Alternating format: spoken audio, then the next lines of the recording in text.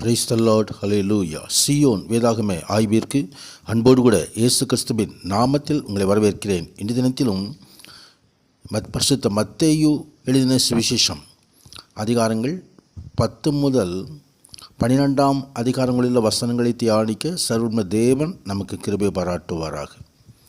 10வது அதிகாரத்திலே இயேசு கிறிஸ்துவானவர் 12 சீஷர்களை தம்மிடத்திலே வரவழைத்து அசுத்த ஆவிகளை துரத்தவும் சகல வியாதிகளையும் சகல நோய்களையும் நீக்கவும் அவர்களுக்கு அதிகாரம் கொடுத்தார்.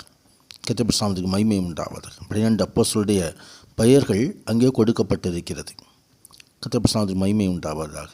ஆம், பரலோக ராஜ்யம் சமீபமாக இருக்கிறது என்று பிரசங்கியுங்கள், காணாமற் போன ஆடுகளாக இஸ்ரவேல் வீட்டுக்கு போங்கள் என்று சொல்லி ஆண்டவராகிய கிறிஸ்துவானவர் எப்படி ஊழியங்களை செய்ய வேண்டும், பரலோக ராஜ்யத்தை குறித்து போதிக்கின்ற அதே வேளையில் வியாதியுள்ளவர்களை சுத்தமாக்க வேண்டும், குஷ்டரோகிகளை சுத்தம் பண்ண வேண்டும், மரித்தோரை எழுப்ப வேண்டும், பிசாசுகளை துரத்த வேண்டும், இலவசமாய் பெற்றீர்கள் இலவசமாய் கொடுங்கள் என்று சொல்லி எல்லாவற்றையும் இலவசமாக செய்யக்கூடிய இந்த காரியங்களை ஆண்டவர் கற்றுத்தருகிறார்.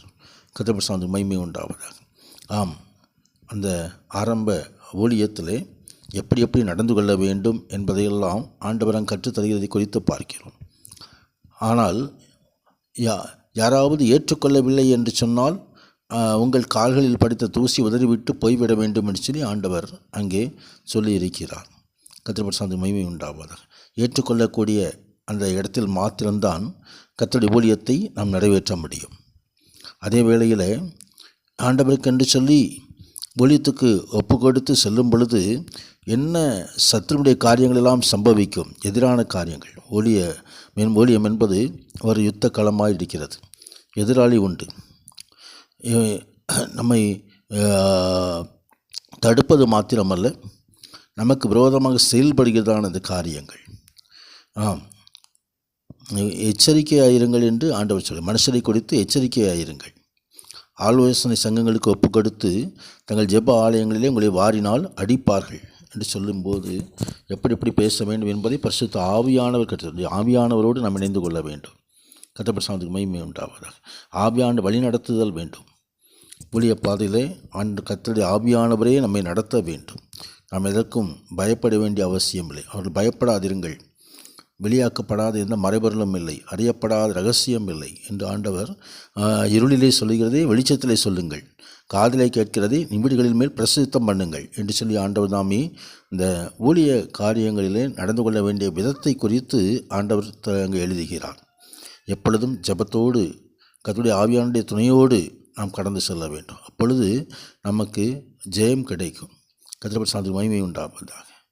ஆம், 31வது வசனத்திலே நீங்கள் அடைக்கலம் குருவிகளை பார்க்கிலும் விசேஷித்தவர்கள் என்று சொல்லி ஆண்டவர் தன் பிள்ளைகளை பார்த்து சொல்லுகிறதை குறித்து பார்க்கிறோம். கர்த்தருடைய மகிமை உண்டாகும். 11வது அதிகாரத்திலே யோவான் ஸ்நானகனை குறித்து எழுதப்பட்டிருக்கிறதை நாம் பார்க்கிறபடி, யோவான் ஸ்நானகன் காவல் வைக்கப்பட்டிருந்தார். காவலில் இருந்த அந்த யோவான் ஸ்நானகன் இயேசு கிறிஸ்துவனுடைய ஊழியங்களை குறித்து கேள்விப்பட்டு தன் சீஷர்களில் 2 பேரை அழைத்து, வருகிறவர் நீதானா அல்லது வேறொருவர் வரை காத்திருக்க வேண்டுமா என்று அவரிடத்தில் கேட்கும்படி அனுப்பினதை குறித்து பார்க்கிறோம். யோவான் ஸ்நானகன் சிறையிலே மரண தண்டனைக்கு பாத்திரவானாய் வைக்கப்பட்டிருக்கிறார். அங்கு ராஜாவுக்கு எதிராக பேசினபடியினால் அங்கே சிறைச்சேதம் செய்யும்படி அங்கே வைக்கப்பட்டிருக்கிறார். அந்த சூழ்நிலையிலே கிறிஸ்துவானவர் ஊழியத்தை தொடங்கி இருக்கிறார். கிறிஸ்துவானவர் அற்புத அடையாளங்களை செய்து கொண்டிருக்கிறார். ஏன் அற்புத அடையாளங்களை செய்து தன்னை வெளியே கொண்டு வரவில்லை என்று சொல்லி ஒருவேளை நினைத்திருக்கலாம். அதனால் தான் வருகிறவர் நீர்தானா அல்லது வேறொருவர் வர காத்திருக்க வேண்டுமா என்ற ஒரு சந்தேகத்திலே அங்கே யோவான் ஸ்நானனுடைய சீஷர்கள் கேட்டபொழுது, குருடர்கள் பார்வையடைகிறார்கள், சப்பானிகள் நடக்கிறார்கள், குஷ்டரோகிகள் சுத்தமாகிறார்கள், செவிடர்கள் கேட்கிறார்கள், மரித்தோர் எழுந்திருக்கிறார்கள், தரித்திரருக்கு சுவிசேஷம் பிரசங்கிக்கப்படுகிறது என்று சொல்லி அங்கே அறிவிக்கப்படுகிறதை குறித்து பார்க்கிறோம். ஆனாலும் ஆண்டவராகிய கிறிஸ்துவானவர் யோவானை குறித்து சொன்னதான காரியம், ஸ்திரீகளிலே பிறந்தவர்களில் யோவான் ஸ்நானகனை பார்க்கிலும் பெரியவன் ஒருவனும் இல்லை, தீர்க்கதரிசியை பார்க்கிலும் மேன்மையுள்ளவன், ஆனால் பரலோக ராஜ்யத்திலே சிறியவனாக இருக்கிறவன் அவனிலும் பெரியவனாக இருக்கிறான் என்று உங்களுக்கு மெய்யாகவே சொல்லுகிறேன் என்று சொல்லி அங்கே யோவான் ஸ்நானனுடைய காரியங்களை குறித்து வெளிப்படுத்துகிறதை குறித்து பார்க்கிறோம். அதே வேளையிலே மனம் திரும்பாத பாவங்களில் தன்னை ஈடுபடுத்தி கொண்டிருக்கிற நகரங்களுக்கு ஆண்டவராகிய தேவன் கொடுக்கிறதான எச்சரிப்பை பார்க்கிறோம். கோராசினே ஐயோ, பெத்சாயிதாவே ஐயோ, உங்களில் செய்யப்பட்ட பலத்த செய்கைகள் தீருவிலும் சீதோனிலும் செய்யப்பட்டிருந்ததானால் அப்பொழுதே இரட்டுடுத்தி சாம்பலில் உட்கார்ந்து மனம் திரும்பி இருப்பார்கள். நியாய தீர்ப்பு நாளிலே உங்களுக்கு நேரிடுவதை பார்க்கிலும் தீருவுக்கும் சீதோனுக்கும் நேரிடுவது இலகுவாயிருக்கும் என்று ஆண்டவர் எச்சரிக்கிறார். வானபரியந்தம் உயர்த்தப்பட்ட கப்பர்நகூமே, பாதாளம் மட்டும் தாழ்த்தப்படுவாய் என்று ஆண்டவர் கப்பர்நகூமுக்கும் எச்சரிப்பு கொடுக்கிறதை பார்க்க. தீர்ப்பு நாளிலே ஆண்டவராகிய தேவன் அப்படி பாவத்திலே பாவத்தை தண்ணீரைப் போல பருகி கொண்டிருக்கிற அந்த நகரங்களுக்கு ஆண்டவர் கொடுக்கிற நியாய தீர்ப்பு கடந்து வருகிறது. அது குறித்து எச்சரிப்பாக இருக்க வேண்டும் என்று சொல்லி ஆண்டவர் எச்சரிக்கிறார். அதே வேளையிலே வருத்தப்பட்டு பாரசுமிக்கிறவர்களே, நீங்கள் எல்லோரும் என்னிடத்தில் வாருங்கள், நான் உங்களுக்கு இளைப்பாறுதல் தருவேன் என்று ஆண்டவர் தாமே ஒரு அழைப்பு கொடுக்கிறதை குறித்து பார்க்கிறோம்.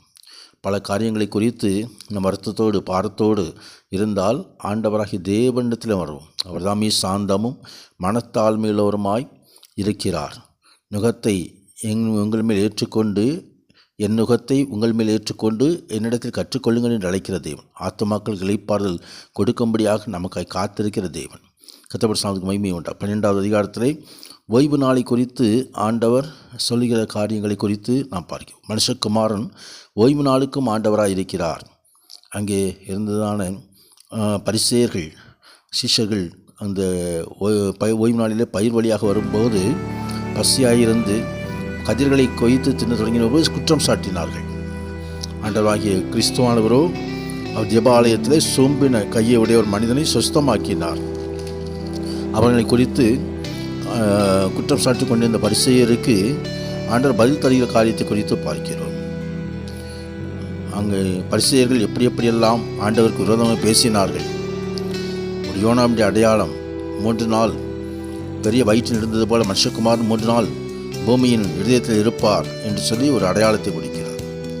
ஆண்டவருடைய வார்த்தைகளும் நடக்கிறவர்களே ஆண்டவருக்கு தாயும் சௌரியமாக இருப்பார்கள் என்று சொல்லி ஆண்டவர் தாமே தன் பிள்ளைகளை வார்த்தையில் நிறுத்திய தேவன். இந்த வார்த்தைகளை தியானிக்கும் பொழுது சர்வ தேவனுடைய கிருபை நமக்கு உண்டாவதாக, மகிமை உண்டாவதாக, நன்மையிலே கர்த்தர் தாமே சகல நன்மைகளிலும் நம்மை நடத்துவாராக. ஆமென், ஆமென்.